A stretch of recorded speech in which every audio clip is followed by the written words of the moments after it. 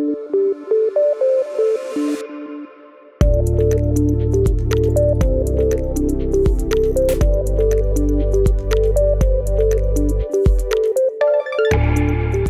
everyone, and welcome back. My name is Brian Belley, and this is the Kingscrowd Podcast. Each week, we dive into the world of online private market investing. We are bringing you the latest deals, trends, and insights to help you make smarter investment and capital raising decisions. So whether you're a startup investor, a founder, or anyone else who's in the online private market industry, you're in the right place. This week, we have two great topics we're going to be taking a look at. First, we're going to be diving into some chart of the week data, where we took a look in two different slices of the funding platforms, the funding portals that are out there. So we looked at the Kingscrowd rating algorithm and how each of those funding portals stacked up in terms of their median ratings for the different categories that we rate them on and we rate deals on.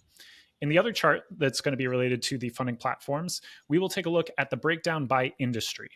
Now, in the second segment today, we're also going to be taking a look at a deal review, which is Vegetable and Butcher, currently raising capital online. All right, I'm going to welcome our two senior investment associates, Leah and Teddy. Thank you for joining us today. Leah, let me pull up your chart. I know you put a lot of analysis and data that went into these. So why don't you tell us a little bit about what you were taking a look at in this week's chart of the week? Yes, in this chart, we were trying to look at the rating positioning of each platform. So what do I mean by that? If you're a Kingscrowd user, you know that we rate every deal through 5 different categories. And so we were wondering, are some platforms stronger in some rating categories than others? We took the median rating of each platform that had more than 10 deals in 2024 and tried to look at what were the results. What is really interesting here, the first thing that I really see is that the smallest platforms, the one that have less deals, so Honeycomb, Issuance Express, Mr. Crowd, are actually kind of the outliers. So we can see that Honeycomb, which specializes in small businesses, for example, has a very high price and performance rating, often because small businesses have very low valuations, very fair valuation to revenue multiples, and a lot of them are already generating revenues by the time they're raised, but pretty low market, team, and differentiation ratings. And I do believe that this is because our algorithm is more tailored for startups than for small businesses. So when these companies raise through equity, they are rated by our startup algorithm, not by our small business debt algorithm. And that's kind of how it ends up. We also can see that Republic stays a pretty strong platform among the major ones. So Republic has the highest differentiation rating, the highest team rating as well. And it's a trend that we've been seeing for the last couple of years, where the deal quality of Republic tends to be good, even if the number of deal is not that high. Is there anything, Brian, Teddy, that you really see on that chart that seems interesting to you? Yeah, I would say it is important to note, right, when you take a look at statistics and numbers, the fewer sample points or data points you have for something, they are going to be more outliers. So this isn't necessarily saying that every single deal, right, on Honeycomb or some of these other platforms are better or worse than others. You do have a bit of this herding behavior where some of the ones like Wefunder, like StartEngine, tend to be pretty close to the median, like you said, because they have the most offerings. And so it's, that law of large numbers where you get kind of that bell curve distribution where a lot of them are going to be in the middle. But I think it is really interesting just to see, when we think about some of these platforms that may be higher in price rating or lower in price rating, I think that sometimes a lot of these do match up with some of our gut instincts where, you may see some of these offerings that are not as good on the price side or vice versa in different areas on some of these platforms. But Teddy, I don't know if you had any takeaways yourself in terms of this. Yeah, just to expand a little, when we say small businesses, on platforms like Honeycomb and similar, where there's a lot of kind of debt deals or even companies offering equity, those generally tend to be like restaurants, breweries, like brick and mortar type businesses where, the differentiation, as you can see, is like pretty low, but that's because, a lot of these small businesses are like restaurants, there's not the patents, you can't get a lot of that type of stuff, which is a lot different than the profile of tech companies, software companies raising on some of the bigger platforms where the differentiation and things like that are easy to get or easier to kind of show to investors. But yeah, other than that, I mean, every platform has their own pros and cons, and there's great and bad deals on all the platforms. So yeah, just a question of doing your homework and doing your diligence. Yeah. Well, let's jump into your second chart, Leia, because I think this one was also fascinating. You did a breakdown by platform to show the deals by industry. Why don't you talk us through some of this data? Yes.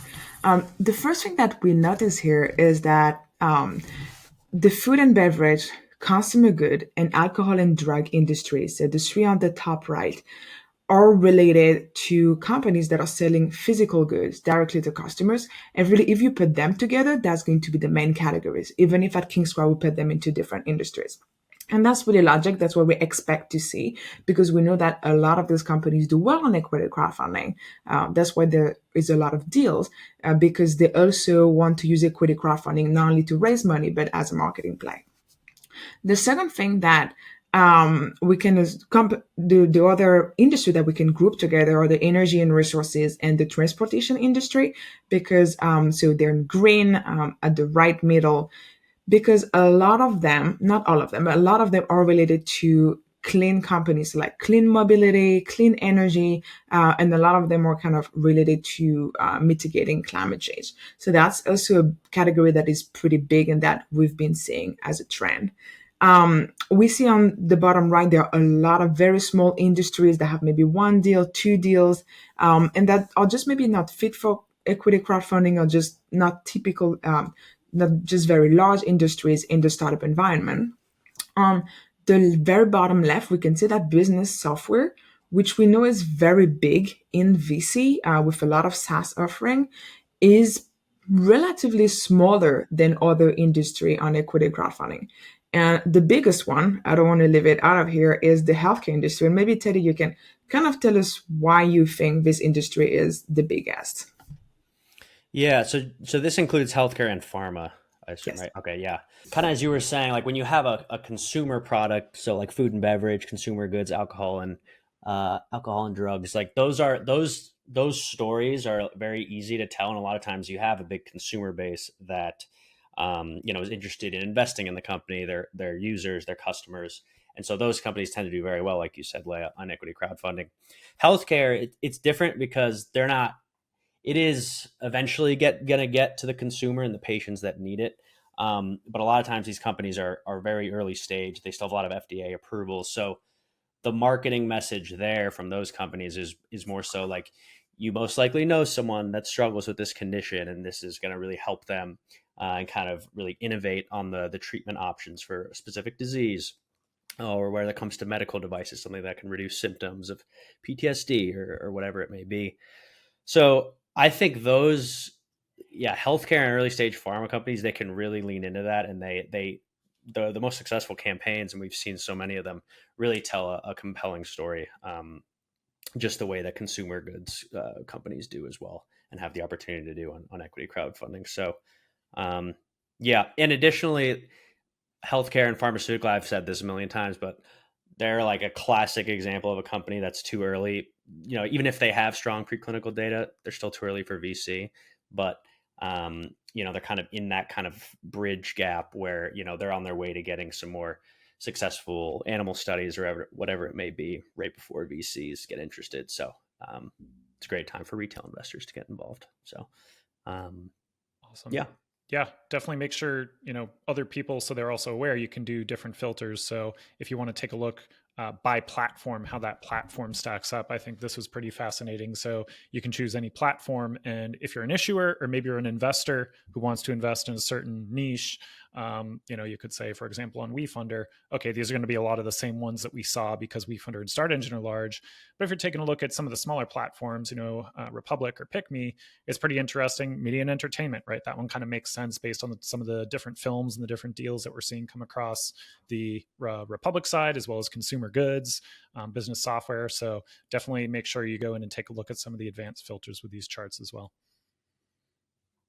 Awesome job, Leah, putting these together. Well, let's move on to our deal review this week. So one of the deals that we've been taking a look at is Vegetable and Butcher. Teddy, I know that you have been doing some diligence on this deal and, taking some different parts of it into consideration in presenting it to the fund. So why don't you give us a quick overview of Vegetable and Butcher? Yeah, so Vegetable and Butcher, they are a ready-made meal delivery service. So I'm sure you both and our listeners have seen a lot of these companies. A lot of them are all over your Instagram feeds, like Factor and HelloFresh, and they really mainly fall into two categories. It's when it comes to the ready-made meals, is you kind of have the national distributing brands like Factor, where they ship to all 50 states. And because of this, they tend to have quite a lot of preservatives, things like mold inhibitors, and just kind of additives that help the food not go bad while it's in transit. So even when it's refrigerated and with little ice packs, it needs some extra help to stay good a lot of the time. So Factor, they got acquired, I think a few years ago at 100 million in revenue. And then the kind of second bucket of companies in this space is kind of more local companies that operate within, a main kind of city hub like Boston or DC. So Vegetable and Butcher falls squarely into that second type of company where they operate and serve the DC, Virginia and Maryland areas. So they're really focused on kind of locally sourced ingredients from local farmers and purveyors and providers in that area. And the interesting thing with Vegetable and Butcher, and I assume we can extrapolate this to other ready-made meal companies, is they're at about a $10 million run rate right now with only 2,500 subscribers. So that's, you can do that average order volume, average account volume, however you want to put it, is like very, very good per customer. That it actually makes for a really interesting and potentially compelling investment opportunity. And I think that was what drew me to it initially, because I tend to not, at least personally, like not a big CPG food and beverage investor, just because margins are usually really thin. It's really hard to scale. It's super competitive. But with this kind of meal delivery service, the unit economics are like pretty crazy. So super interesting one, and one that looking forward to digging in a bit more on. I was saying, I've probably used honestly 8 to 10 of some of these different meal delivery services over the past decade, kind of starting when Blue Apron was just becoming a thing, HelloFresh, all the different types of ones, and then transition more into these kind of pre-prepared meal services that are kind of cooked and prepped and then shipped to you fresh. And it's super convenient, right? So as probably one of their target customers, it saves me time. If I'm working late and I just don't feel like cooking dinner after I get out, it's very easy to get a meal that you can feel is also healthy, right? You don't want something that's necessarily frozen or like really, really processed. So if you can get fresh food that gets shipped to you fresh, that you put in your fridge, you can keep it for usually a little bit less than a week, and it still kind of keeps pretty good the way that they vacuum seal it and remove the air.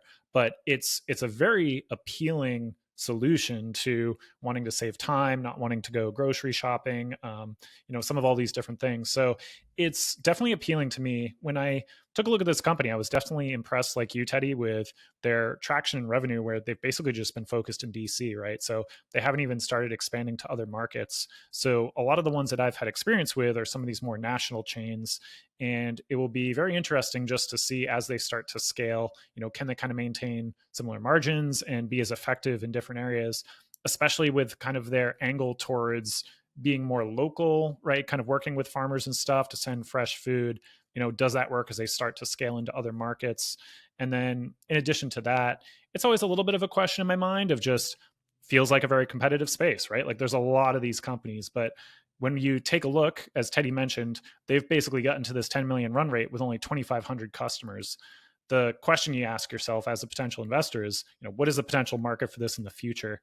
And I think not only with increasing trends where it's becoming more acceptable and more familiar, where people are getting used to ordering food and meals online, but just with the upcoming generations, right? As some of the people who are now kind of graduating into their first job, starting to get paychecks, they get a little bit more busy.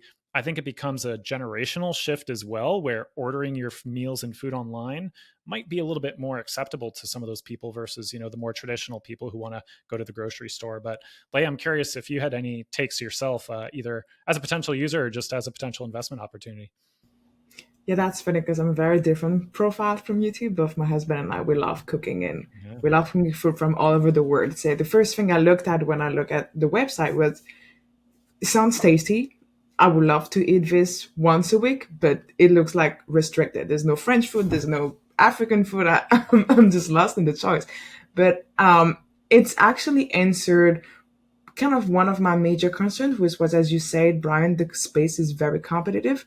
I do feel like if a new player were to come and succeed, it would have to be in a niche. And so they kind of promise to be very local and have that gluten-free kind of nutritious type of food that other competitors may not always offer. So I don't know if people really source all of their food from them. I've seen, for example, the breakfast really focuses on oatmeal, which is very easy to do on your own. So I don't know if you want to pay $12 for that. But when it comes to lunch and dinner, it does seem to be more elaborated. And it does seem to be appealing. And so for a small niche, I want to say younger people that are single or, in a relationship, but don't have kids yet, maybe has a kind of a dispensable income, that can be interesting. And what's good about vegetable plus butcher here is that they're not completely overvalued. For a 10 million run rate, they're at about 28 million. So that seems pretty reasonable for what it is, because the tech is pretty limited here. It's really about the product differentiation. And so it does seem that if they can hit the maximum of their factory, which is 100 million in revenue, then they could provide eventually a 10x, maybe less if they have to raise more to investors. Now, my big question right here is, can they grow fast enough that they are going to give a return, an annual return that's going to be satisfying for investors regarding the risk of investing in equity? But that's a question for the future. I don't know about that. Yeah. Great. Well, anything else, Teddy, in terms of, I know you did a lot of diligence and we're still taking a look at this deal, but any other final notes before we sign off? As angel investors, it's very easy to just kind of get sucked into looking for like the very quick 10x, which then you have to kind of move towards software, AI, deep tech type of companies. But, we're starting to see more of these kind of really solid, either it's service-based businesses or kind of hardware businesses that have really kind of sound business models, fairly valued. And I think they can provide some potential, I don't know if downside protection is not the right word, but I like a nice kind of diversification of your portfolio, kind of beyond the big kind of moonshotty type winners that you might be looking at. Well, you're making me hungry. It's almost dinner time here, so I'm probably going to wrap things up. But thank you both, as always, for another fantastic discussion today.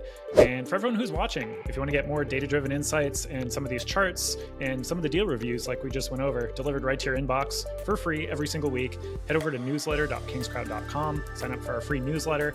And if you haven't already, make sure you check out Kingscrowd. Create a free account. You can track your portfolio. You can search for investments. And if you're a founder, we have tons of data to be able to help you make more informed decisions when raising capital. Until next time, we'll sign off. Thank you, everyone.